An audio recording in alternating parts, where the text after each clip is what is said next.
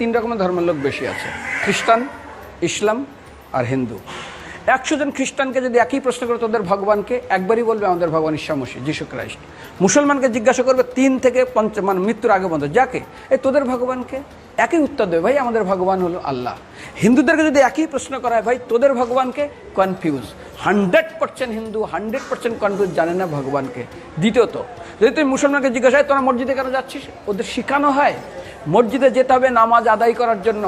সপ্তাহে ওরা 100% একদিন মসজিদে যাবেই। তুমি যদি খ্রিস্টানদের জিজ্ঞাসা করো তোমরা কেন কোথায় যাবে, কোথায় যাও না, আমাদেরকে একদিন তারা চার্চে যাবেই। কেন?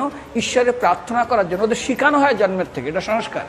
আর হিন্দুদের যদি জিজ্ঞাসা করে তোমরা মন্দিরে কেন যাচ্ছ, হ্যাঁ আমার ছেলের বিয়ে হচ্ছে না, আমার মেয়ের বাচ্চা হচ্ছে না, আমার বাবা হসপিটালে আছে, কালকের আমার মামলার ডেট আছে, আমার ব্যবসা খুব খারাপ, আমার শরীর খুব খারাপ। 99.99 হিন্দু জানে না মন্দিরে কেন আসা উচিত।